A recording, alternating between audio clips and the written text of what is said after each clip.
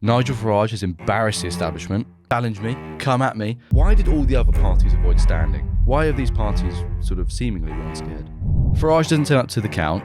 I have evidence that there were risks to Farage. There are very legitimate threats against Nigel Farage. His house has been firebombed. Just a few hours ago, it was announced that it is now back. The probe has resumed. There could be a second by-election on the cards. What have you heard from Westminster insiders?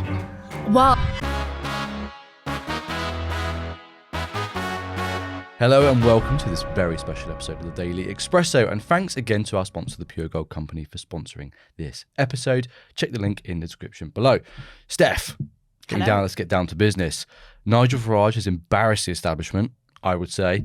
He's won the Clacton by-election with 1,000 more votes than last time and on a smaller turnout.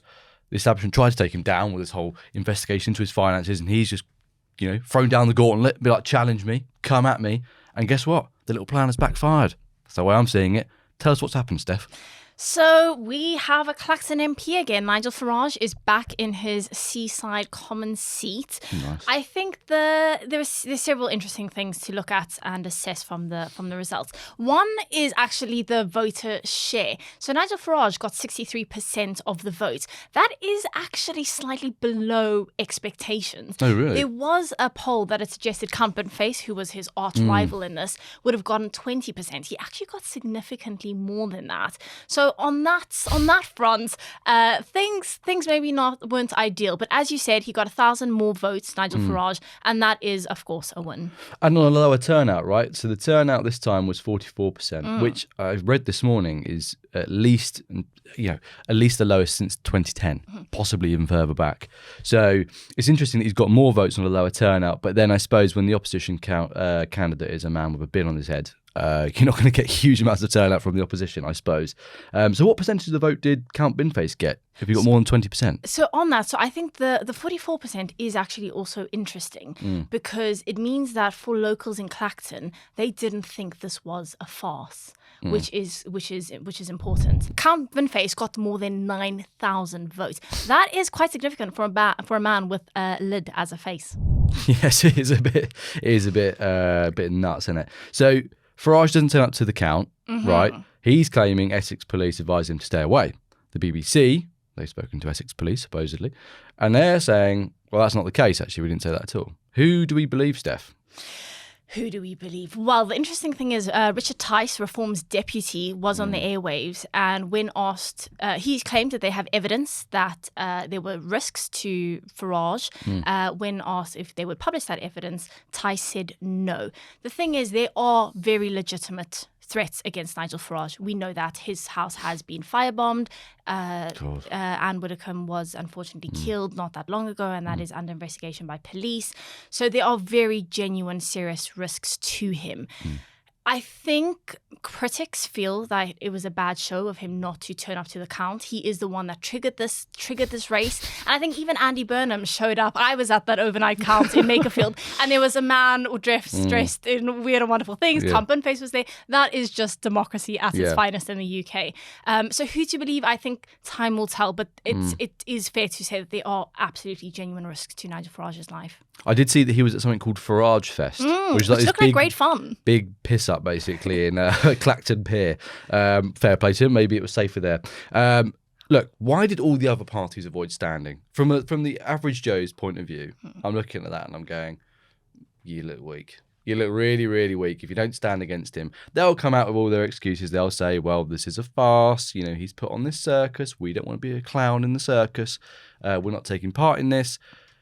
From my point of view, I'm sort of a bit sceptical when Kemi comes out and says that stuff, for instance. I'm like, are you not just worried about losing your deposit? Why have these parties sort of seemingly run scared? So, as you suggested, they all called it a stunt, a gimmick. And I'll try not to get too much in the weeds of this, but this was a by-election triggered by Nigel Farage, and that didn't sit really well with all the main parties in Westminster. The key thing to consider is that there could be a second by-election on the cards in Clacton, and that is something, I know, do this all over again, and that is something, though, that the main Westminster parties are probably going to stand candidates in and take really, really seriously. Yeah. So I maybe talk a bit about how that's come about. Nigel Farage was under investigation for two things when he triggered that by-election by stepping down as an MP. Right. The one was a £5 million gift that was undeclared from the cryptocurrency billionaire Christopher Harborn. The second were gifts in kind from an ally of Farage called George Cottrell, also known as Posh George. The second Nigel Farage stepped down, that probe by the Parliamentary Standards Commissioner got paused, suspended, right? Just a few hours ago, it was announced that it is now back. It is the probe has resumed. Now, there's no timeline for how long this takes. But if Daniel Greenberg, who is independent, he's not part of a political persuasion at all, he sits as an independent Commons officer, if he rules against and finds against Farage and punishes him with a 10-day suspension from the House of Commons, that automatically triggers what's called a recall petition. So these recall petitions, correct me if I'm wrong, so that you need to get, it goes to the constituents. It does. And if 10% of them say, we want to recall... We don't want you as an MP. We don't want you as an MP. Yeah. Just 10%. Farage then is essentially removed as an MP, right? And That's correct. And there's another by-election. Which he can stand in, crucially. Right. So he's not banned from standing. That's interesting. Would they get that 10%? Yes. And based on the results that Camp Binface got, yes, absolutely. Right. So that puts us back in by-election territory. God. So what is the chances that this investigation, from what you understand, what are the chances that it does rule against Farage? Because I heard on the radio this morning, and again, sorry if I sound a bit, not up to brush with this, but I heard on the radio this morning that apparently this £5 million was given to Farage before he was actually back in the political arena. It was a gift, it's a personal gift. That's what they're saying anyway. But there's a bit of an argument about had Reform decided already at that point that he was going to come back. So is it actually a political donation? So, Steph, unpick this for me because it is so labyrinthine and complicated. I'm not grasping it at all. The issue, and it is complex, is that it was undeclared. And there has been reporting since that shows when Nigel Farage received the gift, he may have been considering coming back into politics. That is seen as a conflict of interest. So Daniel Greenberg, it's up to him to interview people, get the evidence, and then rule and make a decision. So I'm going to give you a politician's answer here, but I wouldn't preempt the commissioner and how he might rule, but being suspended from the Commons is absolutely something that might happen. Have you ever thought of standing for Parliament, Steph? I would not dare. I'm having too much fun here and being a journalist. Well, look, you're our Westminster insider. You've got sources up to the eyeballs, Steph. What have they been telling you this morning? What have you heard from Westminster insiders? Well, I was speaking to Reform sources this morning, and I don't think they like the idea of a second by-election from what I'm picking up. But I'm assured that if there were to be one, Reform, and Nigel Farage rather, would get more votes, which is quite interesting. They feel quite strongly about that. Wow. But they don't see any issue with this first one being called. They think it should hold, it should stand. I think also Reform naturally wouldn't fancy a probe. That's not where they're at. It's I think they're also recovering.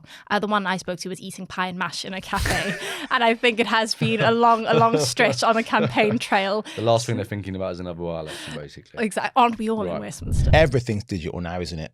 Your money, your photos, even your loyalty card at the coffee shop. So there's something quietly brilliant about owning one thing that isn't on a screen. Real gold bullion. The weight of it, the shine, it's just a lovely thing to hold. The Pure Gold Company, which was voted the UK's best gold broker, makes owning physical gold so simple.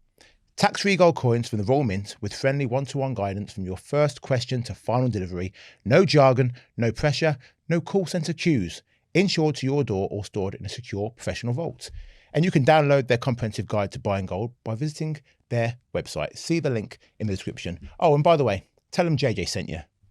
But they're all very confident from what you're hearing then that basically if he has to go at this again, even if the investigation finds against him, Teflon. Yes. He's fine, right? He's going to get in. I have to say I think they're probably right. I can't see, Clacton super Brexit sort of constituency. It was traditionally voted for UKIP right back in 2014 around then. That is a solid right-wing constituency in a very solid right-wing part of the country.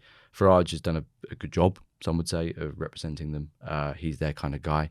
I can't see a world in which, Steph, they don't re-elect him if there's a second by-election. It's interesting because, as you said initially, he got 1,000 more votes than he did at the general election. So people came out in force for him for what is really like a uncontested by-election. It is also in August.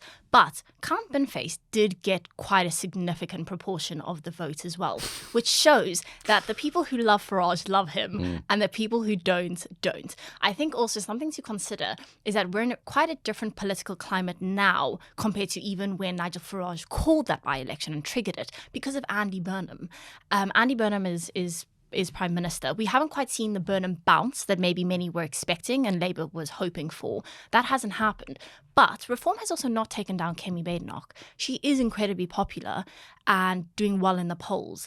So Farage, I think, maybe was hoping that he would become the party of the right. Yeah. That hasn't quite happened. And of course, there is Rupert Lowe of Restore Britain to consider as well. Well, that could be the spoiler effect, right? If they stand and the Tories stand, that vote on the right is split 3 ways. And then whoever on the left stands maybe has a better chance. And you're right as well, the Andy Burnham fact is interesting. He's not had time, I would say, to make the same mistakes Starmer has in the past. He's not quite the enemy figure that they'd want at the minute, right?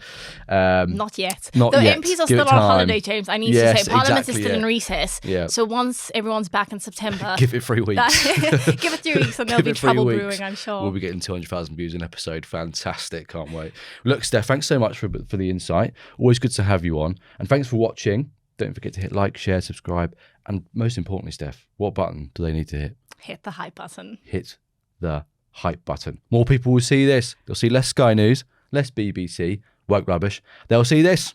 Great. They'll hear Steph and all her insight. We want that. Right. Thanks again for watching. Bye-bye for now. See you next time. Right, a quick pause in the podcast to tell you about our sponsor, Incogni. You had those phone calls from numbers you don't recognise, or you go in your inbox and there's emails for stuff you did not sign up for. Well, that's because someone somewhere is selling your private information. That's where today's sponsor comes in, Incogni. They will contact these people who have been taking your information and they'll say, oi, stop, delete it. Go to the website, incogni.com. You type in the details. 2 minutes later, Incogni are sorting it out for you automatically. And because I love you, I've got you a discount. It ain't 10%, it ain't 20, 60% off. 60% off an annual Incogni plan. Just go to incogni.com/Daily Expresso or click the link in the episode description box below.